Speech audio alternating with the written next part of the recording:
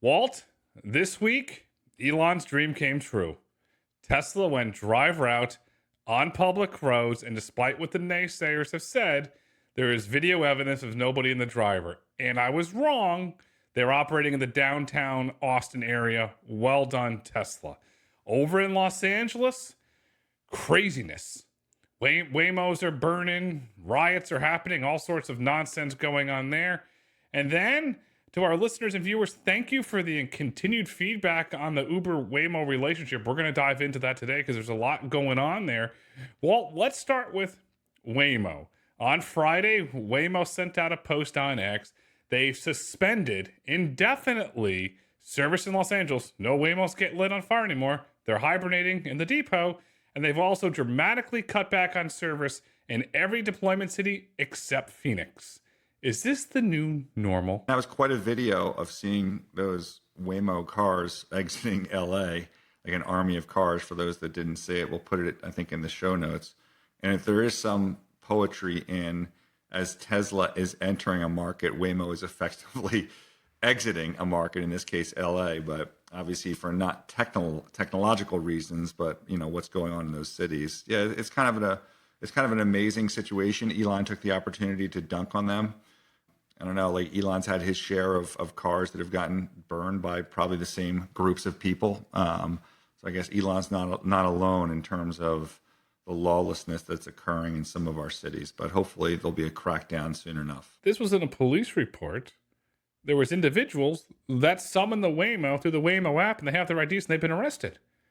Do people not realize that these things are capturing all of your data when they drive, especially when you summon it? Well, I guess if you live in LA and New York, you can be arrested and then released thereafter. So maybe they're not concerned. Not concerned. It's sad. They're raging against the machine. It raises the point where what is Waymo going to do as they expand? If you want to call it this violence towards Waymos or attacks on Waymos that we've seen, because now they're starting to look like old 1980s New York buses. They're riding around with graffiti in some cases. I think there's an ebb and flow to this. Obviously, this feels, and it's likely less related to autonomy and more related to, hey, there's just an expensive asset that's going through the streets, just like Apple stores were looted.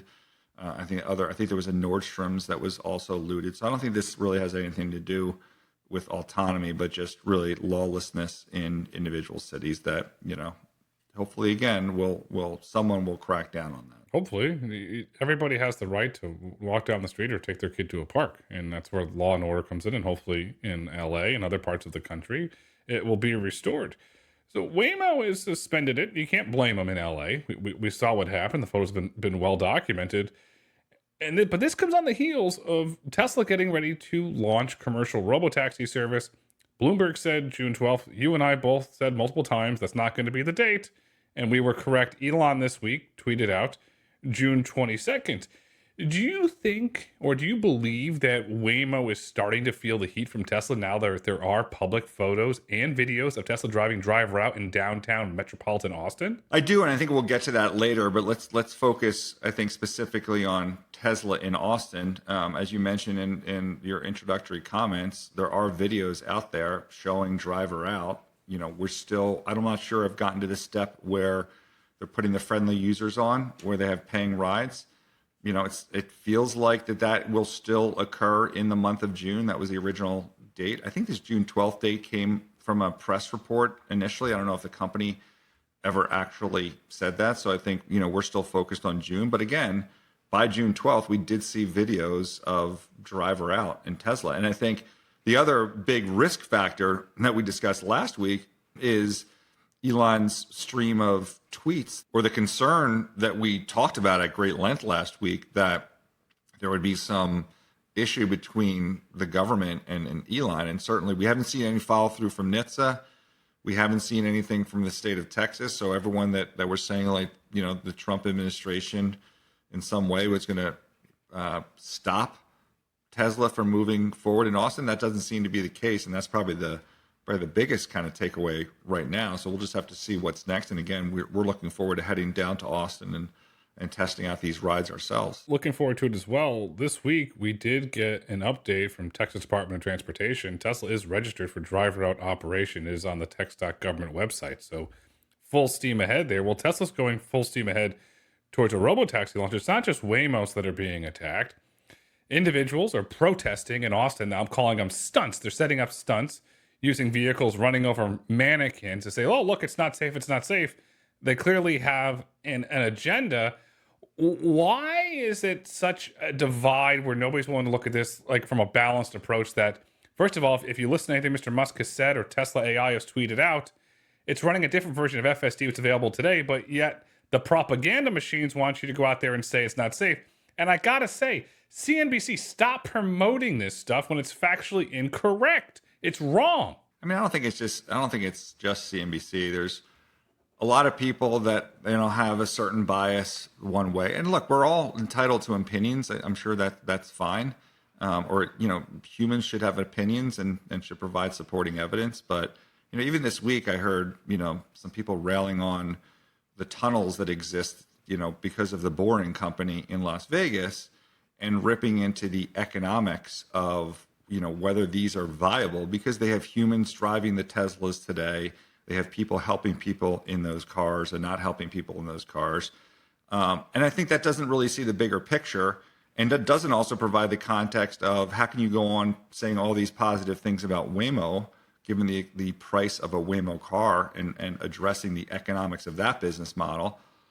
And, think about Waymo in the future, but not think about Tesla in the future, meaning that in Vegas, if the Robotaxi occurs, they progress forward in Atlanta, they progress forward in the technology, all of those costs that you cite as this huge negative and just showmanship in Vegas effectively go away because you just then put Robotaxis. And if there was ever an easy place to throw a Robotaxi, it's going to be in a tunnel that you own yourself, going back and forth within these two spots. So if it's crazy not to be able to, at least address the economic capabilities there and the return of where that investment can get to. On one hand, with Elon and with Tesla, but on the other hand, not even criticize Waymo or point out that Waymo's got the same issue in terms of the cost of the car. And let me, I'm just using that for illustrative purposes because here on this actual podcast,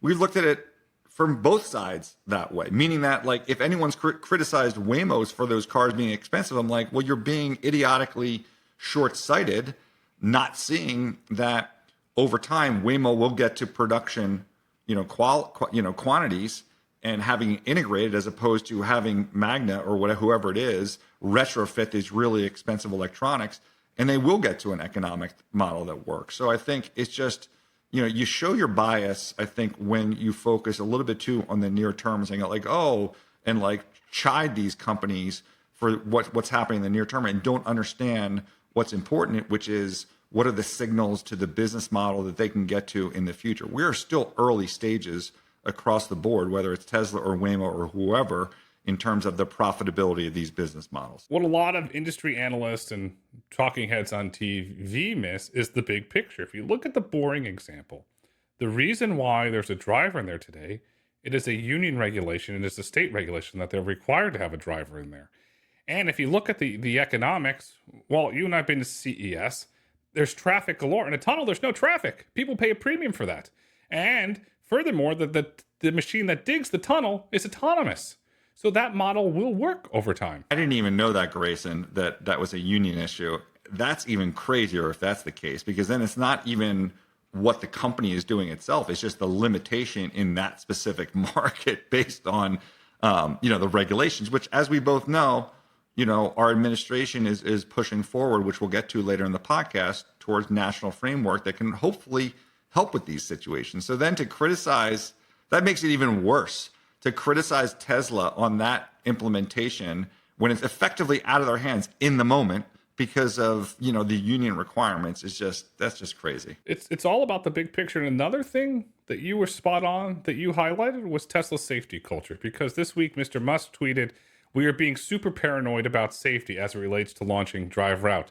They care, but yet the other analysts and the talking heads, they say Mr. Musk doesn't care about safety. There's another proof point he does. And that we were right. Well, I mean, the fact that Elon says that they're focused on safety, I wouldn't say is necessarily a proof point. I did notice it as well, given how I've talked about my views on the culture of safety. But I certainly recognized how there's others out there that are, that look at Elon and have this belief, and are not going to be convinced because Elon says something that somehow they do have this culture of safety. You just have to see how it progresses and, actually some work on, how that has existed in prior companies. Things can change. And, we did a long piece last week on what would happen if there are accidents, and what would Tesla's reaction be, and what would the consumer's reaction be. So if you haven't listened to that, I would just go back to last week's episode. 2 weeks before that, we did a deep dive, got a lot of really great listener and viewer feedback on the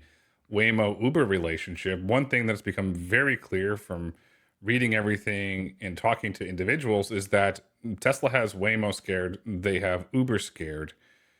Google search is declining, ChatGPT is eating into it, Perplexity to some degree, Gemini is coming on strong, so Google's going to have to figure out what they're going to do with the search business long term. We're getting all this feedback, so let's dive into the Uber Waymo relationship. Where do you currently think it stands? Because if you go on Reddit and you look at this stuff, you got a lot of unhappy riders in Austin. I have been doing, I think, a lot of work on this because of its importance, and just a few things that I believe are going to happen based on this work. I think you will see Austin expanding in weeks, not months. I mean, they have been continuing to add vehicles there, but expanding, the ODD is going to happen in I think a few weeks. They're getting much closer in Atlanta, same thing, something that we're probably weeks away from. This is probably good signal on the relationship that exists between Waymo and Uber. I'm not sure it's like the end game, but certainly it feels like there's ongoing discussions that continue to exist there based on that signal. And I think we should also start thinking about the next market, where a lot of those considerations have been about the next US market. And I think what we should start thinking about is maybe the next market is actually international.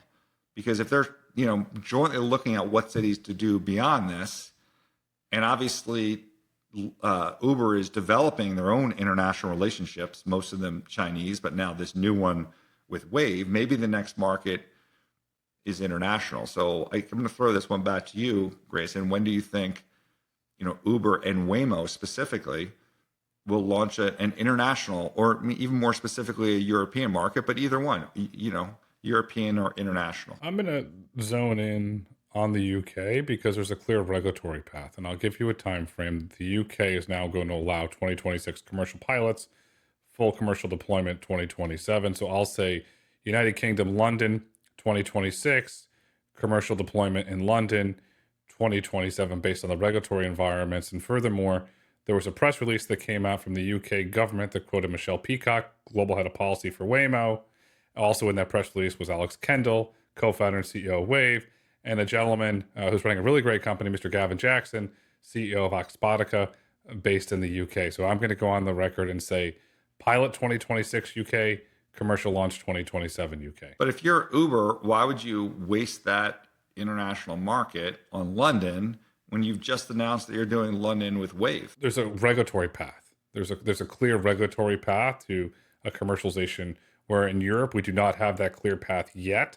That could, however, change depending on the tariff negotiations. But right now in the EU, there's not a clear path to deploy commercial autonomous vehicles with driver out as of today. I mean, we have multiple tweets from Elon this week. One, he's saying waiting for Dutch authorities and then the EU to approve. Another one, he's like, showing a picture, I think FSD supervised testing in Rome, Italy pending regulatory approval. He's got another tweet here saying FSD in Europe is going to save lives. Please let your government know that you want approval. This refers to Sweden. So you got Elon putting the pressure on. You've got the technology moving forward in the US. Why so negative on, the ability to get some type of approval in Europe? And again, this is something that, these European markets, if two large American companies in Uber and Waymo come to them, they don't have necessarily the political baggage that Elon does. Can't they actually help with the process in Europe and getting approval, at least in one of these markets? You said two magic words, Walt: waiting and pending. Europe moves very slow. It's a regulatory state. After all, they gave us the cookies consent. It's a very slow moving regulatory body that loves to overregulate. I guess the flip side of that is then if investors are looking for Uber's next relationship to be international as the sign of the ongoing relationship there, because again, this is something we've debated a lot, and they ultimately get held up by the governments there, that just looks, that ends up being disfavorable to Uber, just because investors may consider this as like, well, where is that relationship? As opposed to just picking another US city. And then when you get to picking another US city, you've got the fact that Lyft, which has gone really quiet on their Lyft Waymo negotiations, is probably pedaling really hard in the background to get their next relationship, with Waymo. So it's fascinating stuff, but it feels like, or I believe that there's probably still ongoing discussions, probably with both companies. I think Google, while they're slow moving and very kind of, I don't know, like all these large companies are very temperamental, get very sensitive. You have John Gruber, who's covered Apple forever, has this podcast, Daring Fireball, who's like, mostly done positive stuff. He dared point out the obvious, although very, very late, that AI was a botch. And when they had WWDC this week, and for I think 20 years, he had an executive from Apple on his podcast, and they iced him, clearly because he called out how the obvious, which is the crappy AI. I think Google's the same way. Like, anything that gets talked about, they ice people. So I think, it's hard for them to talk about discussions, any of these companies. But, it sounds to me like there's stuff going on in the background. They're sensitive. Waymo's sensitive, too sensitive. I mean, you say something they don't like, you get a nasty gram. They're way too sensitive for their market position of where they're doing. And we've felt that, and I've personally felt that. They're too sensitive, but yet they can go put gloves on and hit people behind the scenes, but yet when somebody calls them on it, they cry uncle. Yeah, and you can see, and I think you can see this in the tweets, and I think they're concerned about Tesla. And I think it speaks to it. If everyone thought that Tesla wasn't going to work, they wouldn't have to be so vocal and violent about it, and try and do stuff, I think, in the background. So, that kind of tells you follow the actions more than the words. Let's go the other way now. You have this Wayve relationship, where Wayve and Uber will get together in London. Wayve is certainly an ambitious company. Love following Alex Kendall on social media. When does some of these international partnerships that Uber has come to the U.S.? Clearly not the Chinese ones. This is the most obvious one. So, that's the next thing to look for. What do you think? What's your timeline on when we see a press release?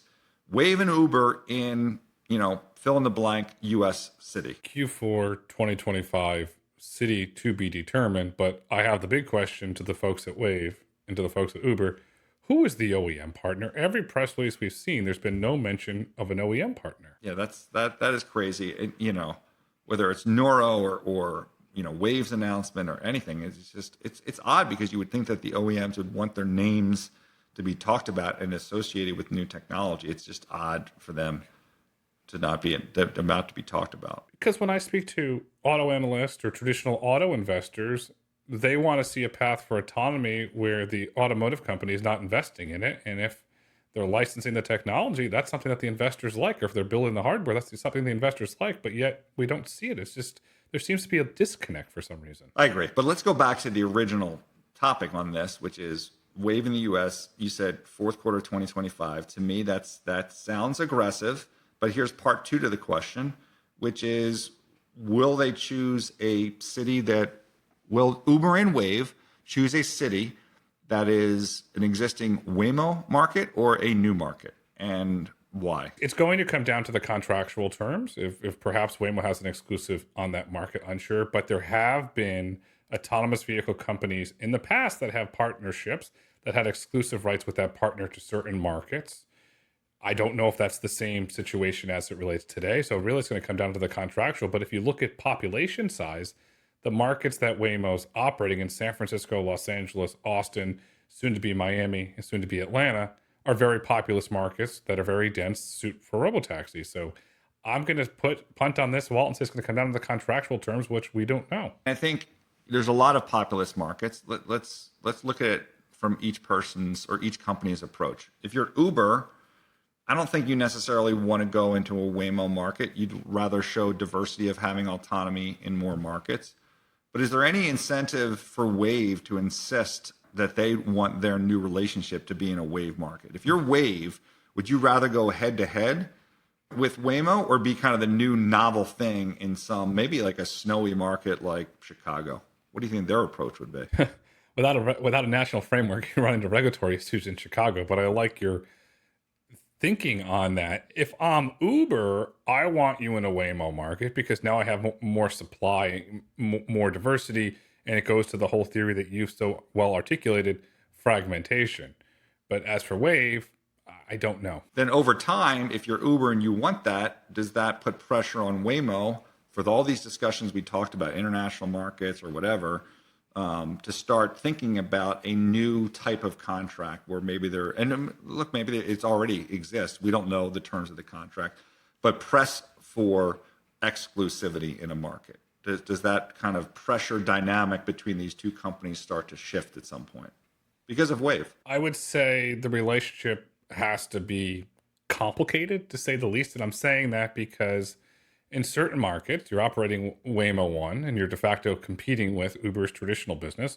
And in other markets, you're partnered with them. So I'm going to say it's a very complicated relationship.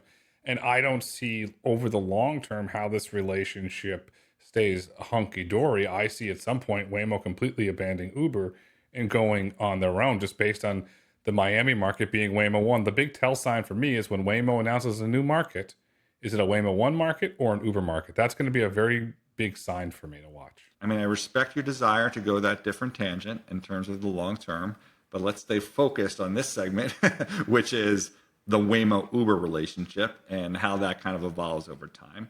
And now let's kind of shift to the economics of that relationship. And I think Dara, I forget which podcast it was on, but it's talked about how a lot of these initial autonomous deals are short-term deals, whether it's 1 year, 2 years. I thought he said 1 year, whatever.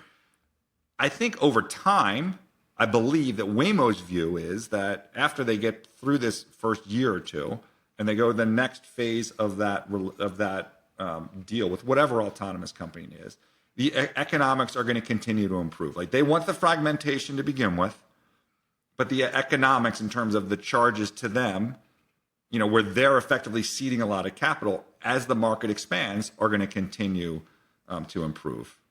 I don't know whether Waymo believes that, and if there's some disagreement on how those economics play out, then maybe that's a stimulus for what your tangent was, which is maybe then more incentive for Waymo to go it alone. Do you know it'd be really interesting to find out if it's ever publicly disclosed?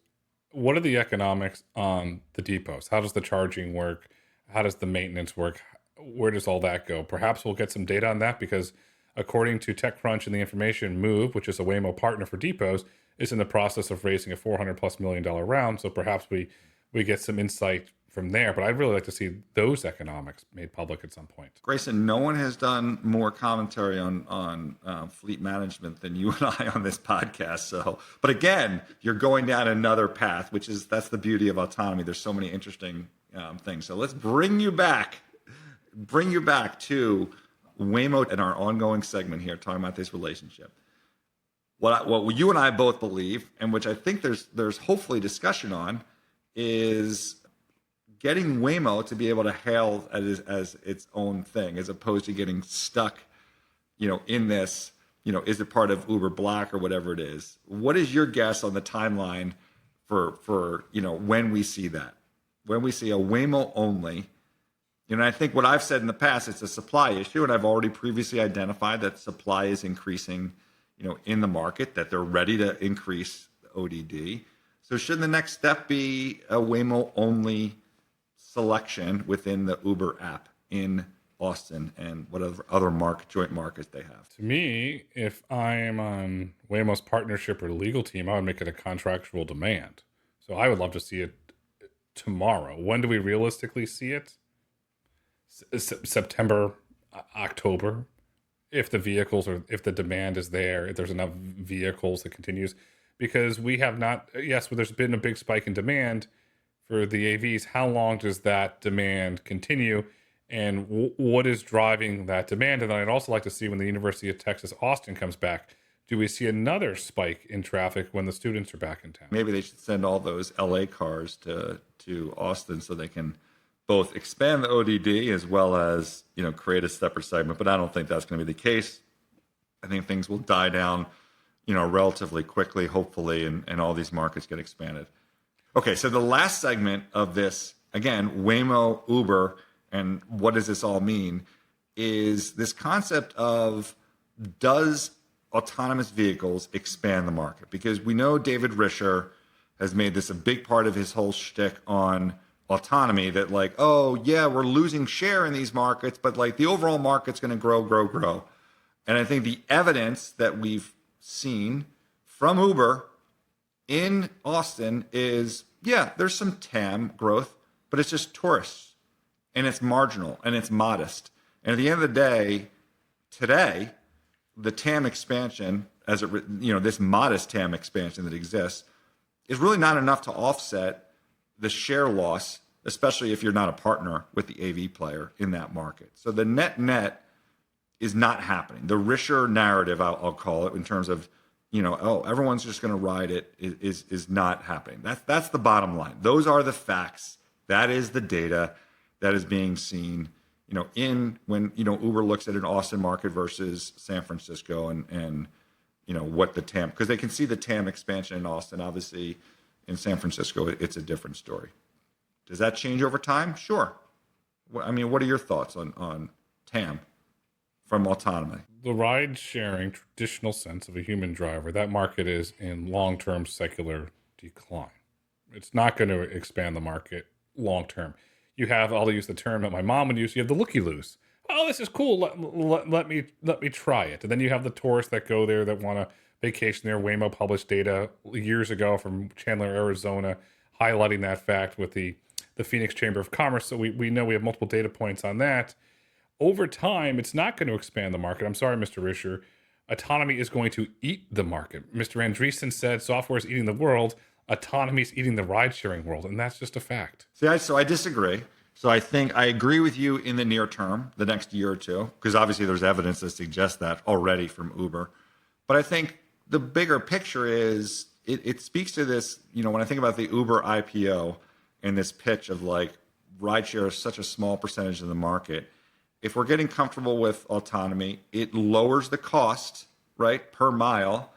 Do people start dropping, private car ownership, or even maybe their private cars have autonomy, and then the market does get much bigger? It's just again, in the timing of when that market expands. Like, because I think at the end of the day, total miles driven over rideshare is still very small relative to the miles driven by cars. And if you and I believe in the benefit of autonomy, and again, maybe a lot of this will be done on your privately owned autonomous vehicle, but I think if that occurs, you will see a massive expansion in the market. It's just, is Lyft still around as an independent company by the time you get to that point? Now you're defining the market as ride sharing. I'm defining it as autonomy. It's a segment of the market. It's not the overall market. And that segment of the market is going to grow, and it's going to eat the traditional ride sharing market for lunch. I'm with you there. It's growing and effectively becoming the market in that example. But again,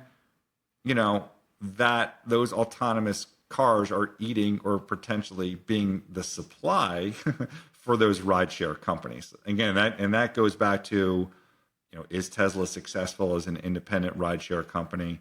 Does Waymo execute on being an independent rideshare company? So I think, again, there are scenarios where autonomy both expands the market, the TAM, right? And, the rideshare companies benefit from that.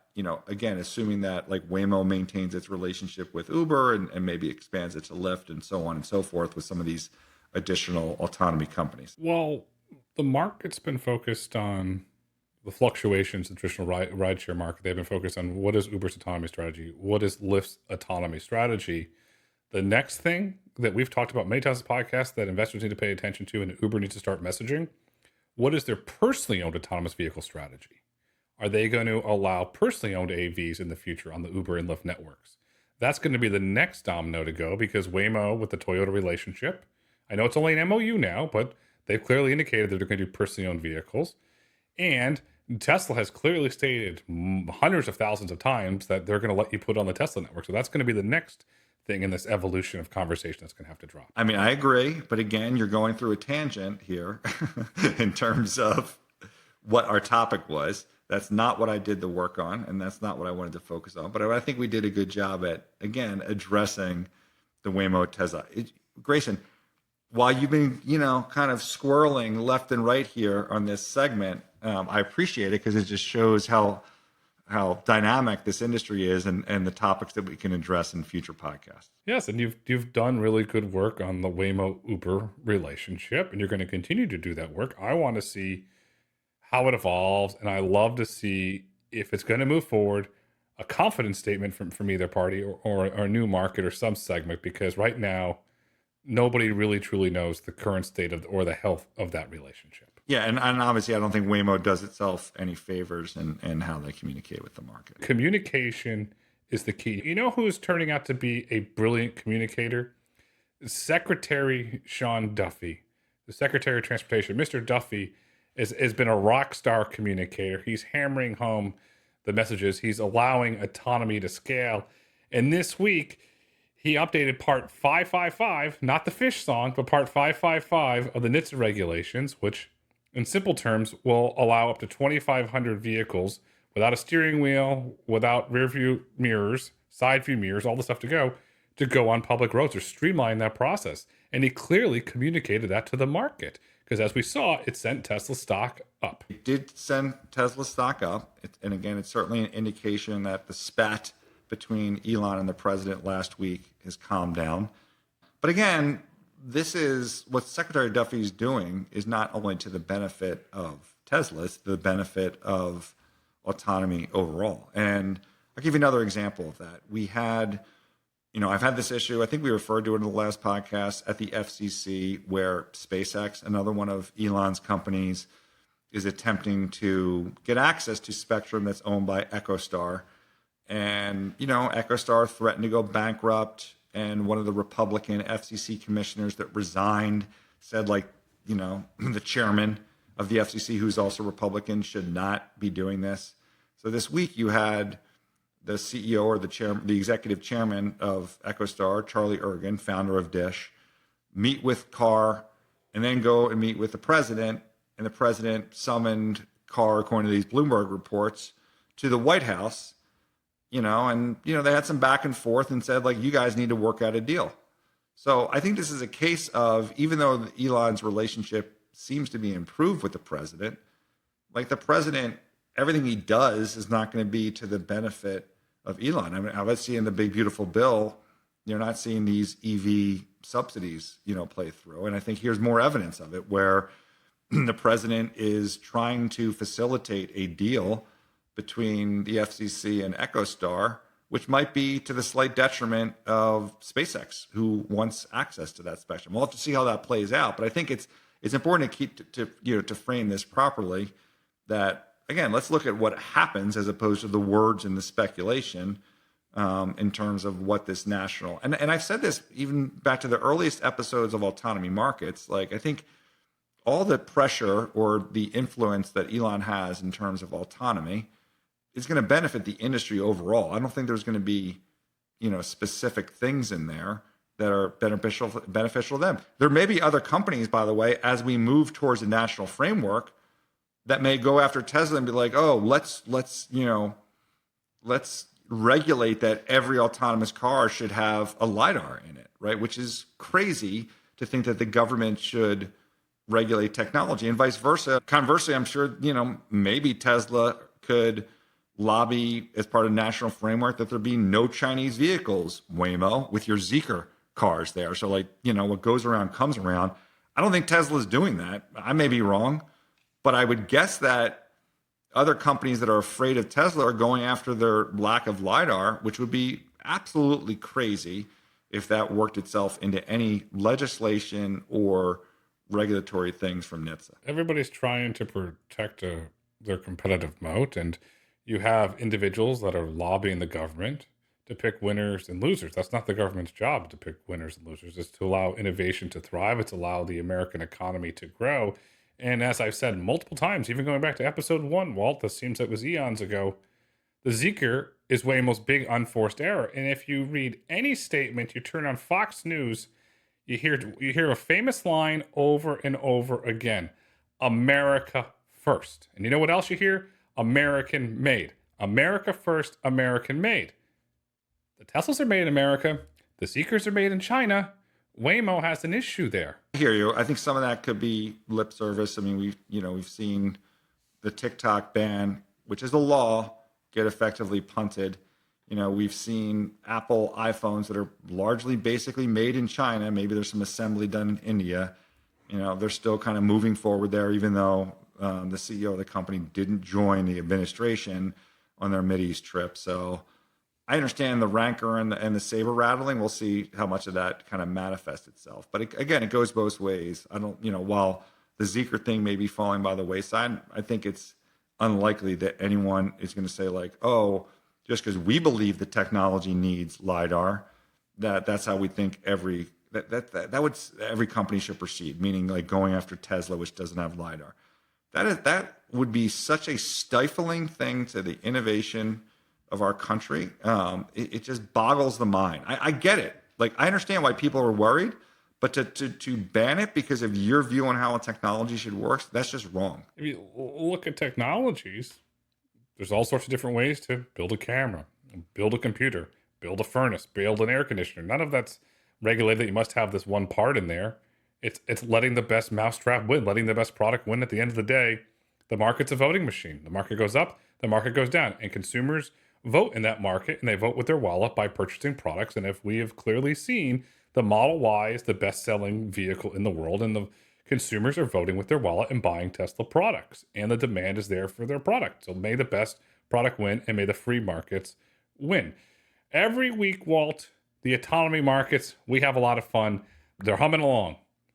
What do we need to look for in the autonomy markets over the coming week? I think it's going to be a pretty quiet week. I suspect we're going to hear more on the Tesla Robotaxi, probably more on the regulatory front. It's amazing how it's kind of come to the forefront in the discussion. We've been concerned about that from time to time, but we're very glad.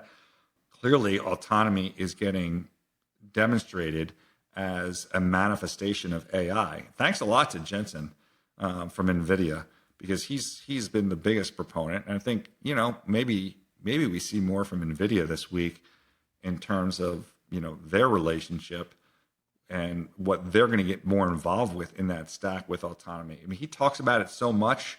To just sit there and only provide the chips seems unlikely. Obviously, they have investments, one's in Wayve among others. So I don't know. Maybe we get some more from NVIDIA. And what we found out 2 weeks ago in public court documents, when Zoox was put up for sale, NVIDIA tried to license the Zoox stack. So perhaps NVIDIA looks to license another autonomous driving stack. Perhaps it's Wayve and build a product and take it to the market. We don't know. We can only speculate. But what we do know is Jensen's been one of the greatest champions of physical AI and autonomy, and he's going to continue to go out there and champion this market that we love so much. Well, hold on, Grayson. Let me get this right. So do you think it's a positive reflection or a negative reflection on NVIDIA that they actually seriously considered taking that Zoox stack, which you've been so critical of in prior episodes? It was a positive because they were going to get it for cheap. What does cheap mean? Like, if you have issues with its performance, then there's, it's not, you get what you pay for, I guess is the word I was looking for. You do get what you pay for, but let's not forget, NVIDIA has some of the world's greatest engineers, and they had a really, if you want to call it a foundation to build upon. And I believe that Zoox would be in a whole different position today if you wanted to call it NVIDIA Zoox, or would have been if NVIDIA ended up licensing it. And if NVIDIA did license it and made it better, they basically de facto put Zoox out of business, and the Robotaxi would never become what it is. Just one last thing on Zoox, though. I know we've been very critical about Zoox, and for good reason, and Amazon, and a lot of the stuff that's going on there. But I also, have watched Project Kuiper, which is Amazon's, satellite constellation that wants to compete with Starlink, which I think most people are familiar with from SpaceX. it took a long time for them, and people thought that they were dead and they were dead. And now they're launching satellites and are on their way. And in terms of providing service. So, Amazon perhaps is a more patient company than we give them credit for. We're always looking for perhaps some management changes that can change the trajectory of their development. But maybe a Project Kuiper is an example of kind of the trajectory we can expect from Zoox. I mean, this market is, as I've said earlier in the podcast, is still in its infancy. It's still exciting. You certainly have a lot of resources there, which are certainly very important. And Amazon has a major distribution requirement in terms of retail that would certainly benefit from autonomy. Yes, they're partnering with companies like Plus on the trucking side of things, but no one cares about Zoox. Even when we talk about it, no one cares. There's no inbound questions, but we're going to keep watching what's going on in Amazon. Bottom line is we wish them well. We wish them success. At this point in time, I just don't see that path to success. The future is bright. The future is autonomous. The future is scaling profitable autonomy. Walt, until next week.